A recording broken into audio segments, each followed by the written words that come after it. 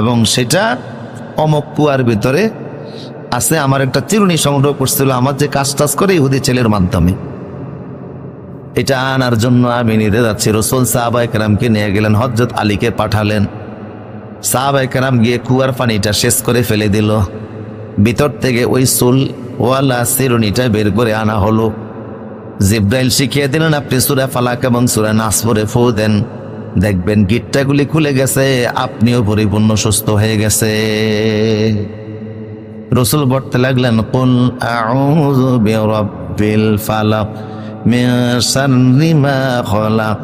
এইভাবে করে সূরা ফালাক পড়লেন, সূরা নাস পড়লেন, একটা একটা করে গিট্টা খুলল। সূরা ফালাক এবং নাসের 11টা আয়াত তিনি ফু দিতে লাগলেন, তেলাওয়াত করতে লাগলেন, গিট খুলে গেল, পরিপূর্ণ সুস্থ হয়ে গেলেন।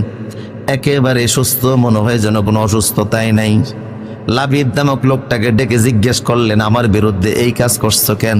লোকটি বলল, ইহুদিরা আমার কাছে এসেছে, তারা বলেছে যে আপনি তাদেরকে মদিনা থেকে খাইবার নির্বাসিত করেছেন। সারা দুনিয়ার কাফের মুশরিক আপনার দুশমন, কিন্তু মক্কার কাফেরেরা পর্যন্ত আপনার বিরুদ্ধে কোনো স্থায়ী কোনো ব্যবস্থা নিতে পারে নাই। এই জন্য জাদুর মাধ্যমে আপনাকে হত্যার ষড়যন্ত্র করতে আমাকে ব্যবহার করেছে।